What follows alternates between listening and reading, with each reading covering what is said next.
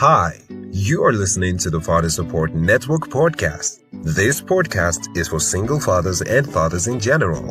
On this podcast, we educate, inform, guide, encourage, and help fathers navigate the complex challenges of maintaining contact and healthy relationships with their children after separation or divorce.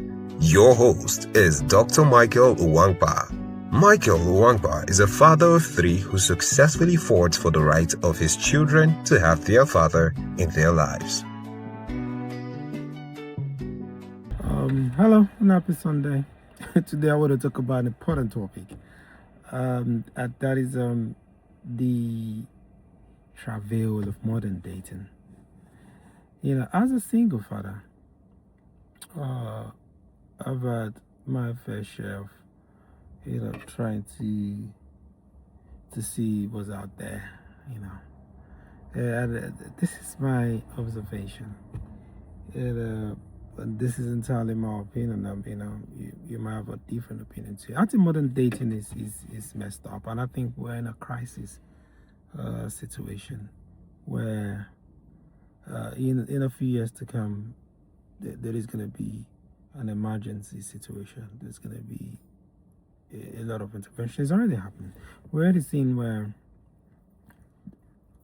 it's just my own little circle. Most women I've seen are being supported by either on some antidepressant medication, all kinds of whatever to help them sleep to them. So there's that illusion of on the surface. There's that illusion of happiness. What we've sold to our females about freedom to travel and traveling and that, but we've left out what is important. And I've also seen one thing I've also seen in when I look at this profiles, look at this thing, is the increasing number of women in their matured age that now want kids, want a family. I mean, when in the 40, 47, a lot of people don't have kids, they now want kid. And also express have some certain expectations that might not be realistic when we look at it from a natural biological perspective. But that's not the key. The key thing is the modern day, the delusion of plenty. We now have access to different online dating platforms. You could just see that.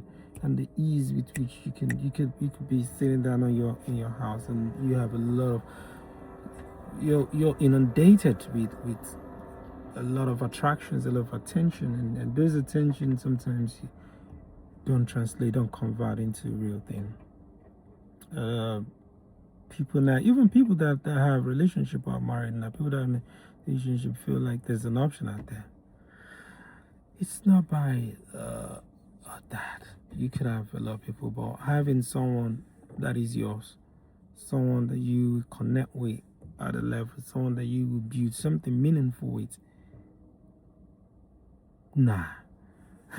it's not. It's still few. Because women are quite selective, and to get someone that you will commit to, that you can respect, someone that is meant for you, someone that can command your respect, command your admiration. Again, what happens is sometimes you might have met the person, and that delusion of there's a better person also makes you miss your chances. And that brings me to the second part about the role of a man and a woman. So now I believe when I meet a woman, I want to, people say test, put a woman to test. Now, I want a woman to meet you. I wouldn't want a woman to meet in the place of the vulnerable state, but I think it don't matter at any point. At this point, it might mean to let them know, because you can quickly know who someone is. Because you might be with someone for 10 years, everything is fine, and then 1 minute things go awry for you. And then they switch, and then you wonder, I've been with this person for 10 years. What happened? That is who they are. They've just never been tested. Life has never brought the test that will make you see that in them. And then let me quickly just digress a bit and say, I think it's a couple of weeks ago or days ago, Cristiano Ronaldo married his long-term girlfriend and the mother of his I think was it 4 or 5 kids. And there's rumor that they had some prenup or solid prenup where they both, in the event that they go separate ways, they both just keep whatever they've made during or after or before the event. This is what we've come to. Because again, we live in a day and age where relationship people don't have good intentions, and I'll say that I'll give another example. I met this lady. We spoke a couple of times, and then we met, and she's a single mother of two, very beautiful lady, and she's come from overseas, from one of the I think French-speaking African countries, with her husband, but they've now gone their separate ways. Now she's happy. She didn't have much good stuff to say about the ex, but I was surprised. I was like, "Well, you guys properly married?" They said they were married in a traditional way, not in the government or legal in the court. And then she expressed that she wished they've married in the court. Guess what? So it brings me to say, hold on, why? Because now you'd have raised them. Because now you'd have been able to. So it makes me understand that when a woman is married, when a woman is for my woman's security, I would be thinking this man would say, oh, I'm happy now that I'm apart from this woman, this man wasn't good for me.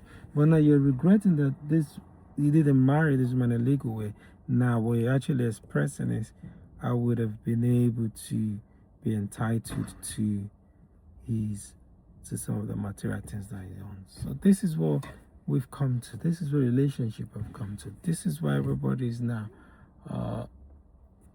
not being real.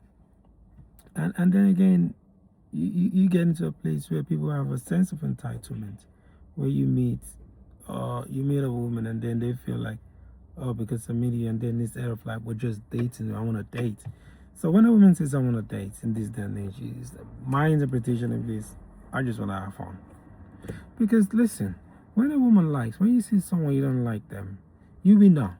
When you talk to someone, they just maybe just take from enmity, don't like them, don't waste the time, just keep it moving. But when you want to date, means I want to just be able to hide under that label and just go out with multiple boundaries. Basically, just for some people, just go to places that will not naturally go by yourself, or spend the money, make them spend the money with. Meanwhile, this person is not an option for me. So I think we need to change our mindset. We need to change of the mindset for us to move forward, where we can have genuine, healthy relationship that within you. Because we're speaking about these things. These things are a foundation of a good society, foundation of a healthy society, foundation of a working society. People don't know that all these things are related. The family is the microcosm of the society, the bigger society.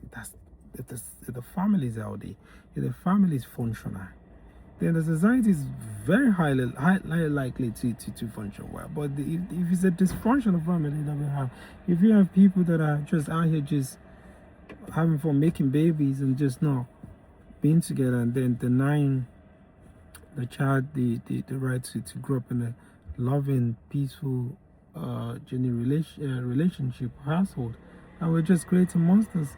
This is what happened. And then sometimes we talk about some of the things that we see increase in knife crime, and people are like, why are these kids as young as 14, 13 didn't get involved in gang? It comes from a dysfunctional family most times, and if we don't go to the roots of it, that's how we will remain. So that's why when I talk about those things, it's quite related, highly related.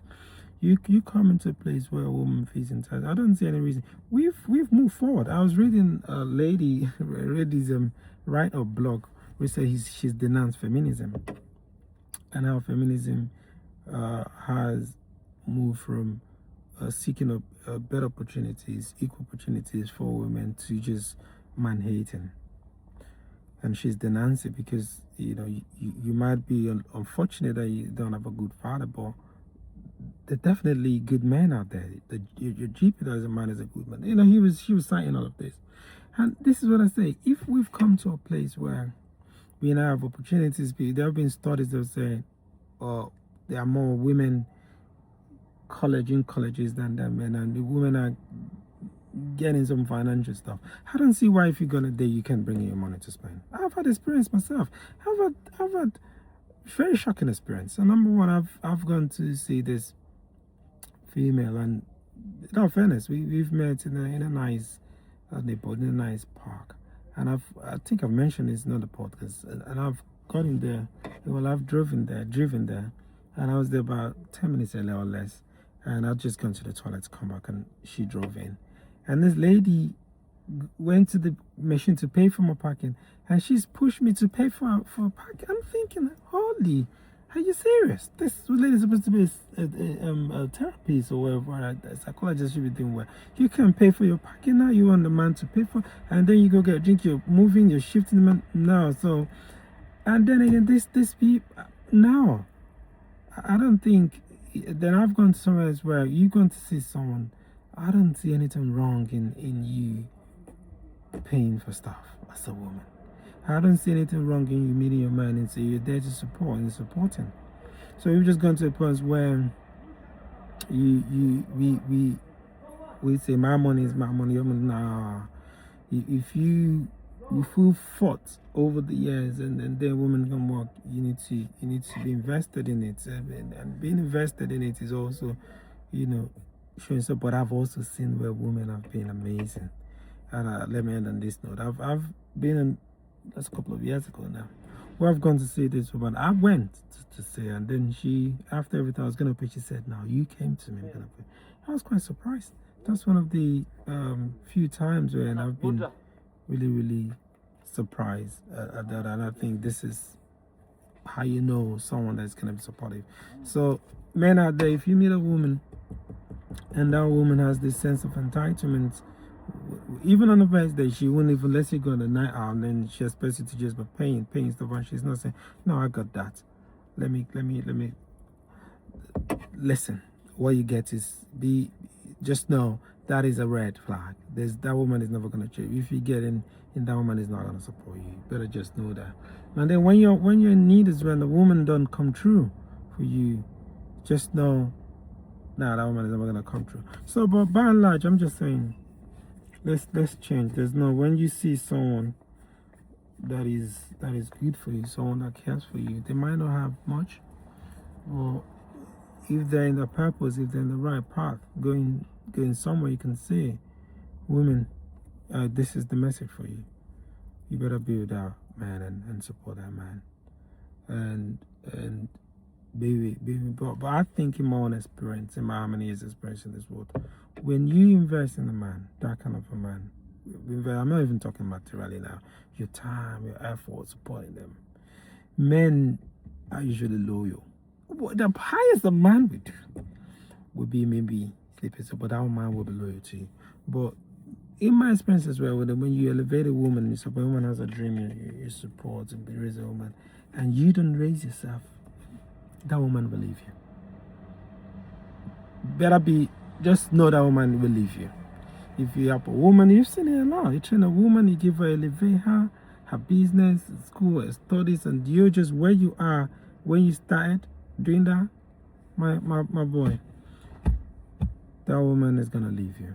So if you, whatever you're doing for a woman, you should make sure you're increasing yourself far above. You're doing that for you to, because that's just the nature. That's just our nature, man. But anyways, I'll leave it down. I wish you're the best, and wish you a good weekend and a week ahead.